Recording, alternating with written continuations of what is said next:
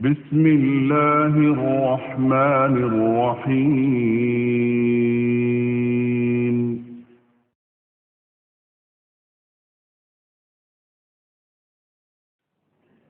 Bismillahirrahmanirrahim. Assalamualaikum warahmatullahi wabarakatuh.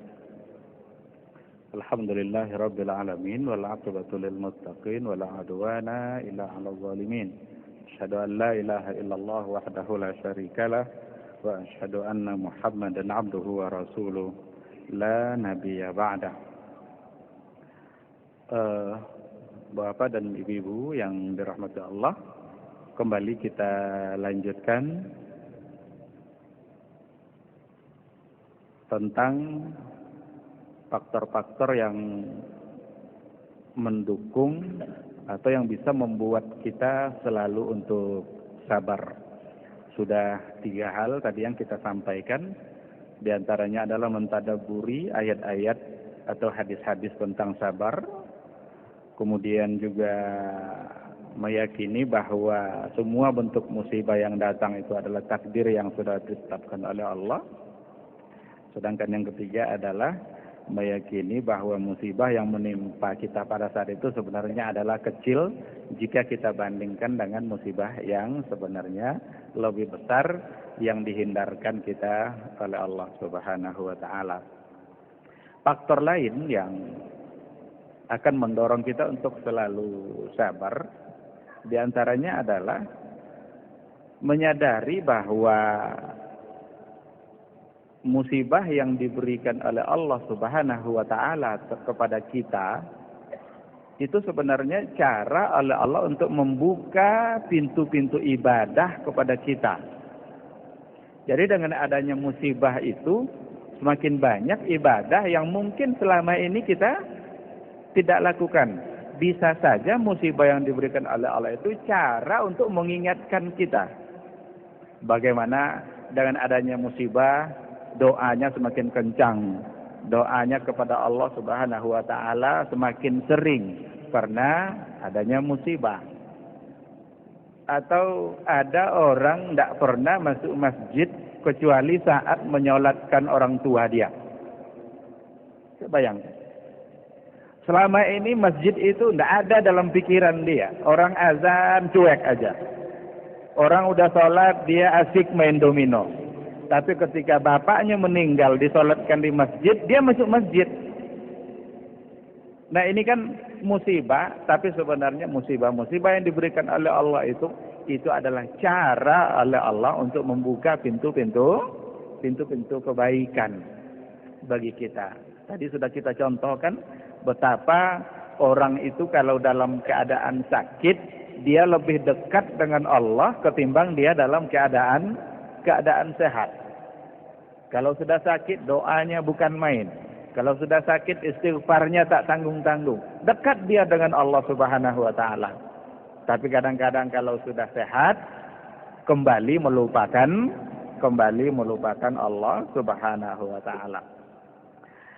Kemudian menyadari bahwa dalam musibah atau takdir yang diberikan oleh Allah itu di situ ada kekuasaan mutlak yang tidak bisa dibantah, yang tidak bisa ditolak oleh siapapun.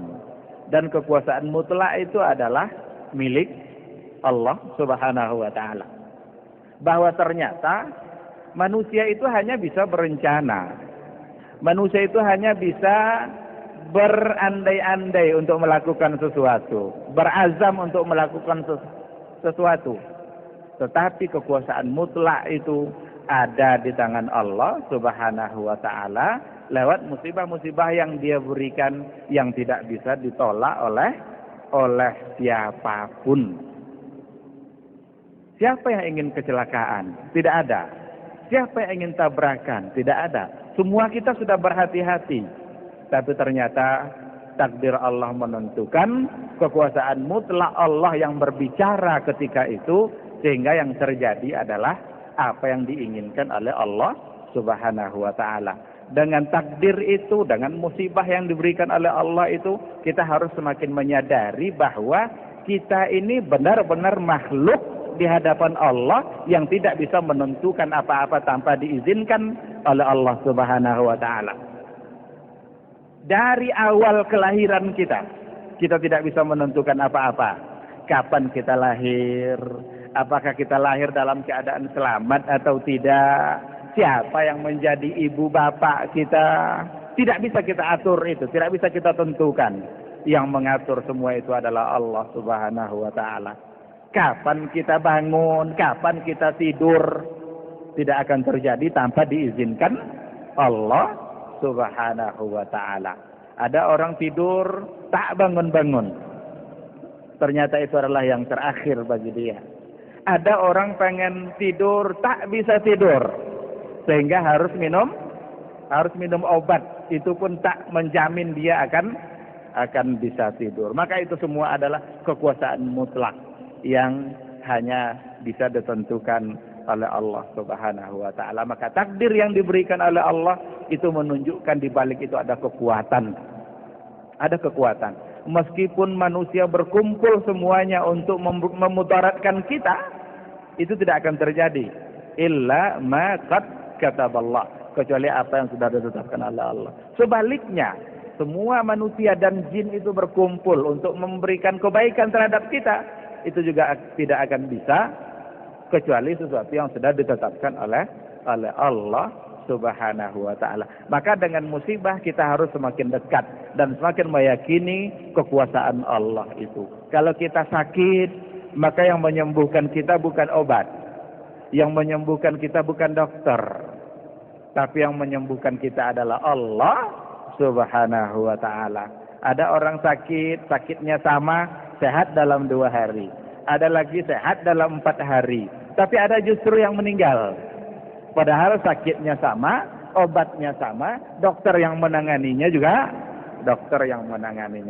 sama. Nah, itu. Faktor yang berikutnya yang akan mendorong kita untuk selalu tetap dalam kesabaran, yakinlah bahwa dengan mengeluh dan meratap itu tidak akan merubah takdir itu. Tidak akan merubah musibah itu menjadi tidak ada. Maka dengan kita menangisinya, dengan kita meratap, menjerit-jerit, itu tidak akan merubah keadaan. Justru akan bisa mendatangkan musibah baru. Maka tidak ada cara lain selain daripada bersabar dan menyerahkannya kepada Allah Subhanahu wa ta'ala. Kemudian yang berikutnya, dengan menyadari musibah yang sedang dialami, yakinlah bahwa sesungguhnya musibah yang sedang kita alami itu sebenarnya hanyalah bagian kecil dari seluruh rangkaian kehidupan kita. Ternyata kalau kita hitung-hitung di mana Allah memberi kita kesenangan, itu jauh lebih lama ketimbang kita merasakan musibah yang diberikan oleh Allah itu. Ada orang yang sudah puluhan tahun sehat, sakit sehari. Tapi menghadapi sakit sehari ini saja kadang-kadang begitu susah. Maka yakinlah bahwa apa yang sedang kita alami itu sesungguhnya hanyalah bagian yang sangat kecil dari seluruh rangkaian kehidupan kita. Yang kalau seandainya kita hitung-hitung semua kehidupan kita, ternyata kesenangan itu jauh lebih banyak. Nah, itulah beberapa hal yang mudah-mudahan bisa membantu kita untuk tetap sabar. Ada beberapa kisah sebenarnya yang pantas untuk kita baca dari atau tentang masalah kesabaran ini. Seperti kisahnya Ummu Sulaim. Ummu Sulaim itu suaminya namanya Abu Talha. Dia punya anak kecil, anak itu sakit, ternyata tidak bisa tertolong lagi. Ketika Abu Talha keluar, meninggalkan keluarga dia, ternyata anak itu semakin bertambah sakitnya, lalu meninggal.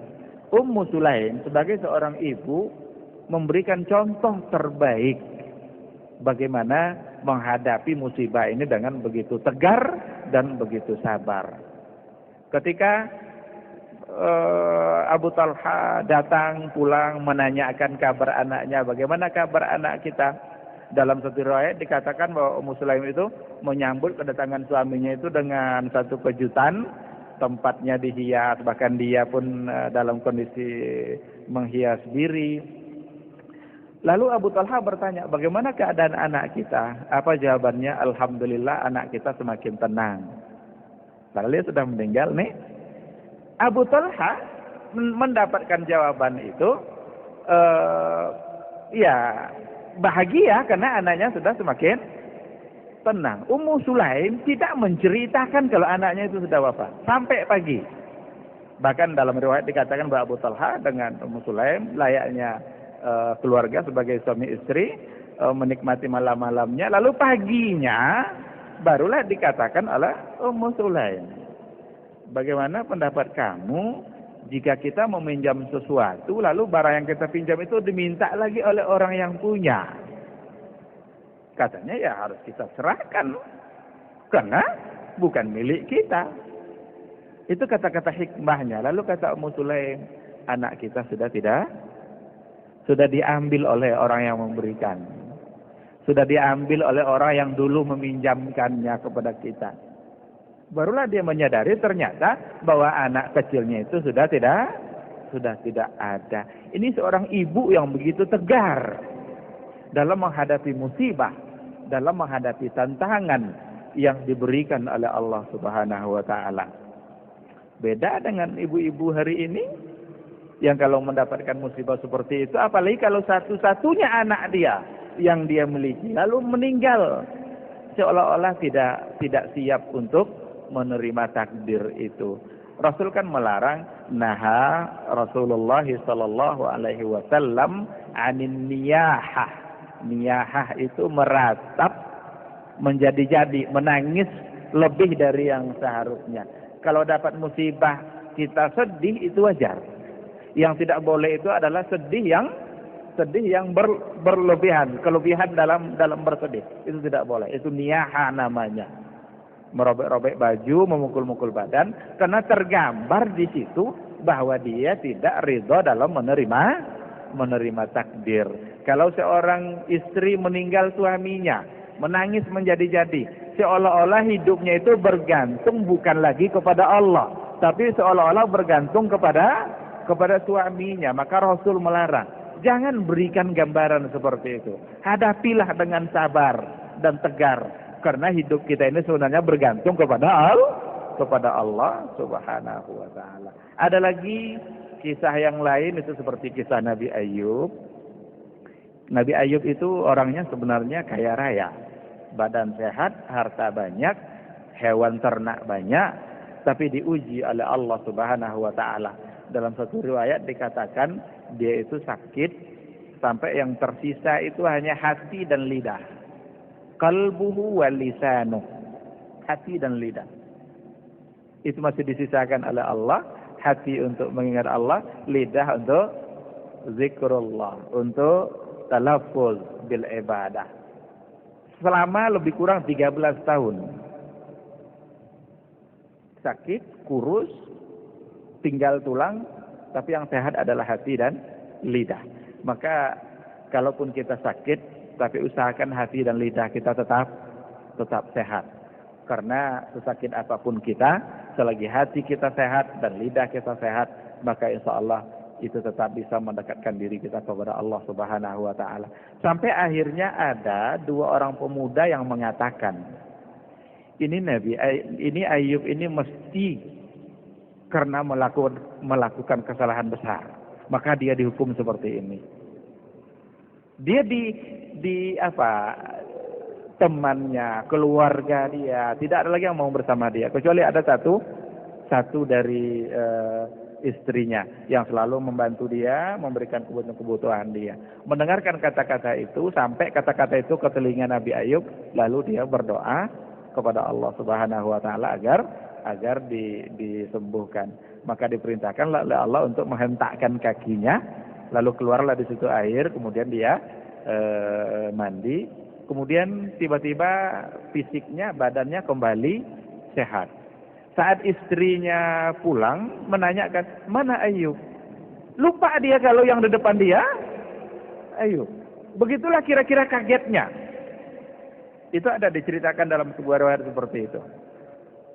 Mana Ayub? Lalu katanya, ana Ayub. Saya adalah Ayub. Pelajaran yang bisa kita ambil, kesabaran, ketegaran dia di dalam menghadapi cobaan itu. Kisah Urwah itu lebih menegunkan kita lagi. Urwah itu pernah sakit kaki sehingga harus diamputasi.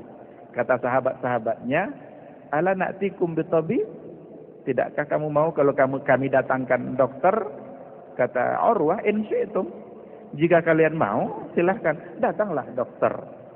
Ketika dokter itu datang, dokter menawarkan meminum satu obat, tapi obat itu kalau diminum bisa menghilangkan akal, kesadaran. Apa kata Urwah? Apakah layak seseorang yang sedang sakit lalu akalnya hilang, tidak bisa lagi mengingat Allah? Kalau begitu jangan itu. Dicari cara lain. Dibawalah gergaji untuk mengamputasinya. Kesaksian dari para sahabatnya itu mengatakan tidak ada satu kalau orang merasa sakit itu kan ada ungkapan-ungkapannya, tidak ada satu kata pun yang keluar yang menandakan dia kesakitan dengan cara menggergaji. Jadi dia lebih memilih cara itu asalkan bisa mengingat Allah Subhanahu wa taala. Ketimbang meminum obat mungkin lebih ringan rasa ininya, tetapi bisa menghilangkan akal. Oleh karena itu Imam Ahmad rahimahullah, kalau seandainya dia sakit, dia selalu menghindari untuk mengucapkan kata-kata aduh. Dia selalu hindari itu. Katanya, saya khawatir dengan ungkapan itu saya dianggap oleh Allah sebagai orang yang tidak sabar. Coba bayangkan. Jangankan menangis, jangankan meratap, mengatakan aduh saja ketika ia sakit, ia merasa sakit, dia hindari. Karena khawatir justru ungkapan itu akan dianggap oleh Allah sebagai tanda dia tidak sabar dalam menghadapi. Maka mudah-mudahan kita selalu menjadi orang-orang yang sabar dalam menghadapi apapun bentuk ujian dan cobaan yang diberikan oleh Allah. Karena yakinlah apapun bentuk cobaan tidak ada yang akan menzalimi kita, tapi justru sesungguhnya Allah ingin memberikan kepada kita kebaikan-kebaikan yang mungkin saja tidak kita sadari. Sekira demikian, mudah-mudahan bermanfaat. Jika ada pertanyaan dipersilakan. Baik, jemaah rahimakumullah, pendengar radio di rumah, kita masuk ruang tanya jawab. Ini ada beberapa SMS Ustaz bagi jemaah yang dalam masjid. Nanti kita sediakan 1 atau 2 orang langsung. Pertanyaan di SMS Ustaz, bagaimana kita menyikapi orang mati karena bunuh diri? Apa itu takdir? Iya. Kematian itu adalah salah satu daripada bentuk takdir yang diberikan oleh Allah. Itu secara umum. Ada orang yang meninggal sakit sehari 2 hari lalu meninggal. Ada orang yang sudah bertahun-tahun sakit lalu meninggal. Ada orang yang tak didahului sebenarnya oleh sakit, malamnya masih ngobrol-ngobrol sama kita, tahu-tahu subuh dia sudah tidak ada. Ada orang yang meninggal tabrakan meninggal di tempat. Ada orang yang meninggal bunuh diri.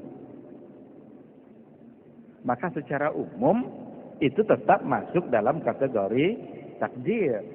Hanya saja manusia yang diberikan akal oleh Allah Subhanahu wa taala itu diberikan kesempatan untuk berikhtiar. Al-Quran kan mengatakan fa'alhamaha fujuraha wa taqwaha. Allah mengilhamkan kepada semua kita, kepada setiap diri, fujur dan takwa. Fujur dan takwa inilah yang akan selalu berargumen. Qad aflaha man zakkaha. Ketika takwanya bisa mengalahkan fujur, maka itu aflah, man zakkaha. Wa qad khaba man dassaha. Tapi ketika fujurnya itu bisa mengalahkan ketakwaan, fujurnya bisa mengalahkan ketakwaan, berarti dia khaba man dassaha. Sungguh merugi orang yang mengotori jiwanya. Oleh karena itu, bunuh diri itu menjadi pilihan dia. Dan dia nanti akan merasakan akibatnya. Bunuh diri itu dosa besar. Qatlun nafs bighairil haqq. Membunuh diri dengan cara yang tidak benar. Allah sudah beritahu itu. Rasul sudah beritahu itu. Kenapa itu menjadi pilihan dia? Karena itu menjadi pilihan dia, maka berarti dia harus menanggung dosa dan akibatnya. Maka tidak bisa semata-mata beralasankan, oh itu kan Allah yang menetapkan dia. Persis seperti kisah Umar ibn al-Khattab, ketika ada orang mencuri, lalu ingin tangannya itu dipotong oleh Umar. Apa kata pencuri tadi? Mahlan ya Amirul Mukminin. Tunggu sebentar wahai Amirul Mukminin. Saya mencuri ini kan karena takdir Allah. Kenapa kamu hukum? Saya mencuri karena takdir. Diambil tangannya dipotong sama Umar. Saya potong tangan kamu karena takdir Allah. Kamu mencuri karena takdir Allah, tapi dipotong tangan kamu karena takdir Allah. Jadi tidak boleh beralasankan kepada takdir atas sebuah kemaksiatan. Tidak boleh kita lakukan. Meskipun segala-gala yang terjadi itu tidak ada yang di luar kehendak Allah. Maka Allah membantu orang-orang yang ingin membuat seperti itu, silahkan dibantu oleh Allah. Tapi ketika orang ingin berbuat baik, maka juga akan dibantu oleh Allah Subhanahu wa ta'ala. Saya kira seperti itu. Wallahu a'lam. Baik, ini pertanyaan tapi agak menyimpang nih Ustaz dari materi karena belum ada yang masuk. Assalamualaikum Ustaz. Saya pernah melihat pengajian di suatu masjid ba'da maghrib, tapi pas masuk waktu salat Isya, ia tetap melanjutkan pengajian sampai jam 10 malam. Dan salat Isyanya dilaksanakan sendiri-sendiri. Pertanyaannya, bagaimana hukumnya Ustaz? Kesalahannya ada pada selain daripada menunda, tapi akhirnya dikerjakan secara sendiri-sendiri. Kenapa tidak tetap dikerjakan secara berjamaah? Karena mereka dalam satu kajian, ya kalau sudah selesai, kenapa harus bubar dulu sebelum sholat? Toh semuanya juga belum sholat. Kalau hanya sekedar menunda dengan alasan untuk menuntut ilmu, itu masih dalam batasan-batasan yang syar'i. Karena Rasul pun pernah mengatakan, laula an asyqa ala ummati la amartuhum bi salatil isya fi thuluthil lailil akhir. Kalaulah bukan karena menyulitkan umatku, ini saya akan suruh mereka itu salat Isya pada sepertiga terakhir. Maka ada kemungkinan untuk dikerjakan di akhir, tapi itu akan menyulitkan umatku, kata Nabi. Maghribnya jam segini, jangan-jangan mereka sudah ngantuk, sehingga untuk datang ke masjid berjamaah nanti di akhir itu akan susah, sehingga tetap afdalnya di awal waktu. Maka sebaiknya kalau memang ingin ditunda dengan alasan yang seperti tadi, tetaplah mengerjakannya dengan secara berjamaah. Tidak rugi kok berjamaah itu, justru malah untung. Sendiri dapat 1, jamaah dapat 27. Biar tetap dapat afdal di awal waktunya, sholat saja dulu. Sholat, terus dilanjutkan. Ini sebenarnya harus digalakkan hal-hal yang seperti ini nih. Kayak umpamanya ada rapat di kantor atau di mana. Kan kadang-kadang kalau udah jam 1, udah jam 2 belum selesai juga rapat. Atau biasanya asar itu yang sering lama itu. Kalau siang itu sering tepat karena jadwal makan juga. Jadi kalau kaitannya dengan makan bisa dihentikan. Nah asar kalau mereka rapat mulai jam 2, kadang udah jam 5 masih belum, tetap ditunda. Sebenarnya anggota rapat itu udah pada nggak tenang semua itu. Maka lebih baik ditunda saja, lalu kemudian nanti diulangi rapat dalam keadaan tenang. Kalaupun terpaksa menunda, tapi tetap kerjakanlah secara berjamaah.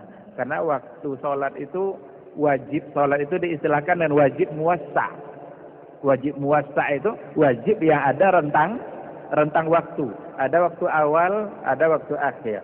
Tapi waktu awal itu fadlullah, karunia Allah. Waktu akhir itu afwullah, ampunan dari Allah. Meskipun sah, tapi sebenarnya yang lebih afdal adalah tetap di awal waktu. Wallahu a'lam.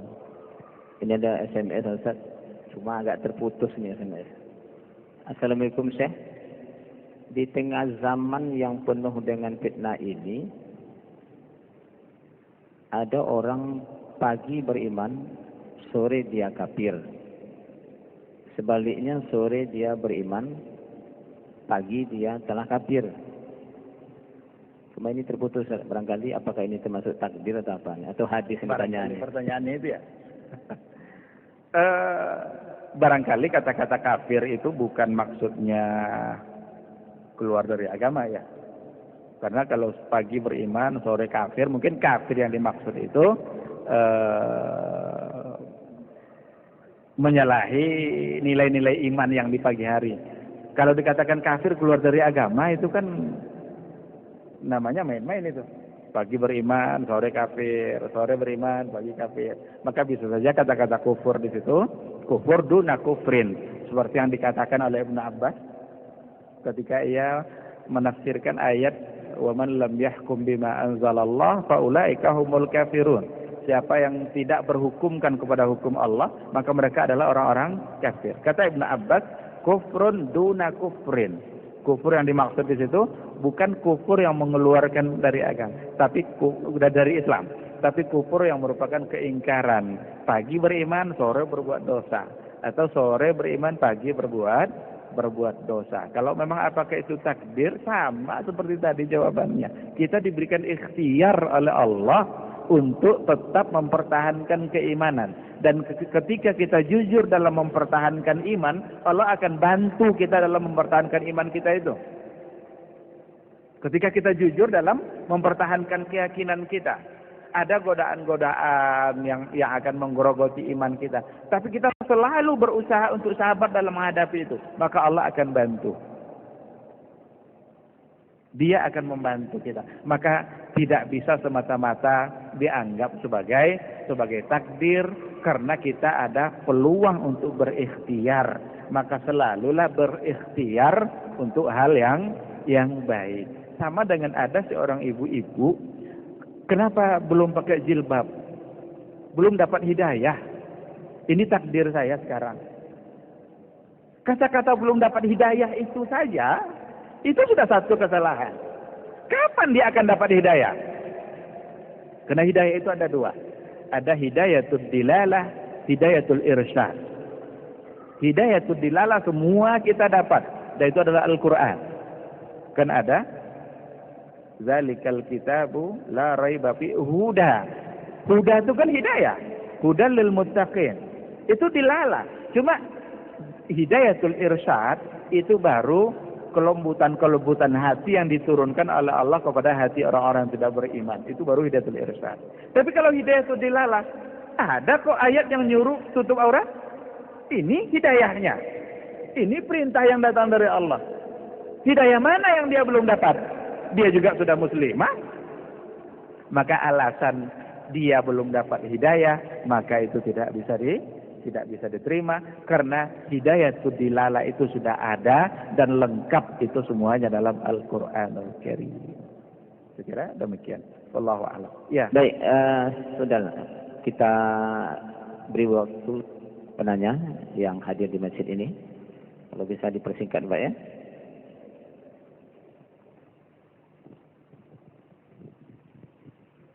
Tadi kalau sekiranya bapak atau keluarga kita sakit, kita undang orang makan dan suruh mendoakan. Ini kan tidak terlarang di agama. Bagaimana kalau sekiranya orang tua kita sudah meninggal, kita undang orang makan, sedekah, kita minta mendoakan. Apakah ini termasuk tidak terlarang juga? Iya. Ini jangan disalahpahami dari contoh yang saya buat tadi. Saling mendoakan sesama kita itu perlu. Saya mendoakan bapak-bapak. Bapak-bapak mendoakan saya. Itu dianjurkan. Sangat dianjurkan. Karena kita sesama Muslim yang ingin sama-sama selamat. Khatib Jumat saja itu selalu mengatakan membaca doa itu. Allahumma ighfir lana walil muslimina wal muslimat wal mu'minina wal mu'minat al ahya minhum wal amwat. Bahkan bukan hanya yang hidup saja, tapi juga yang mati. Coba perhatikan lafaz tahiyat yang kita baca. Assalamu alaina wa ala ibadillahis salihin. Keselamatan untuk kami, untuk kita, wa ala ibadillahis salihin, dan untuk semua hamba Allah yang soleh. Siapa mereka? Siapa saja, yang hidup, yang mati, yang dulu, bahkan sampai nanti. Kita punya andil, punya boleh untuk dan saling mendoakan itu secara umum. Rasul saja bilang sama Umar, nanti kalau ketemu sama seorang yang namanya Uwais Al-Qarni, mohon dia mendoakan karena dia orang yang taat kepada ibunya, doanya makbul.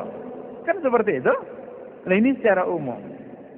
Nah, tapi dengan contoh yang dibuat tadi itu kan sudah masuk ke permasalahan lain yang selalu sampai sekarang masih menjadi ikhtilaf, menjadi perdebatan di kalangan banyak orang. Diundang orang atas nama kematian orang tua, lalu kemudian diminta mereka untuk mendoakan. Nah, ini barangkali yang mungkin kita harus lebih berhati-hati. Kalau kita lakukan itu atas nama ibadah, tentu saja harus ada contoh. Tapi meminta doa dan saling mendoakan sesama kita yang masih hidup itu dianjurkan. Yang tidak boleh itu meminta doa kepada dia yang sudah meninggal.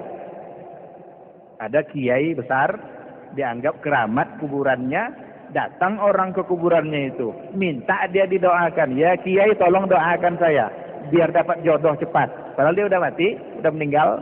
Ini yang tidak dibolehkan. Tapi kalau sesama kita yang masih hidup saling mendoakan itu dan minta didoakan, itu dalam Islam tidak ada masalah. Karena Rasul pun menganjurkan seperti itu. Umar ketika ingin ke Ka'bah, ketika ingin melaksanakan tawaf, apa kata Rasulullah kepadanya? La tansana min salihi du'aik. Apa pesan kamu wahai Rasulullah? Apa kata Rasul? La tansana min salihi du'aik. Jangan lupakan kami dalam doa-doa baik kamu. Jadi jangan lupakan Rasul saja seperti itu. La tansana, jangan lupakan kami, kan masuk Nabi itu kan, dalam doa-doa kebaikan kamu. Maka kita sesama Muslim itu dianjurkan untuk saling mendoakan. Adapun cara seperti tadi, kumpulkan orang hari ketiga, hari ke-7, hari ke-40, itu permasalahan sudah lain. Ada semacam perbincangan ikhtilaf di kalangan para fuqaha, tapi kalau saya lebih mengatakan untuk lebih baik berhati-hati. Kalau tidak pasti rasanya dalilnya, lebih baik untuk tidak melakukannya. Saya kira demikian, wallahu a'lam. Barangkali itu saja yang bisa kita bicarakan pada malam hari ini. Mudah-mudahan bermanfaat. Semoga Allah Subhanahu wa taala selalu memberi kita hidayah untuk tetap istiqamah di dalam menjalankan aturan-aturannya. Kita tutup dengan doa kafaratul majelis. Subhanakallahumma wa bihamdika asyhadu an la ilaha illa anta astaghfiruka wa atubu ilaik. Wassalamualaikum warahmatullahi wabarakatuh.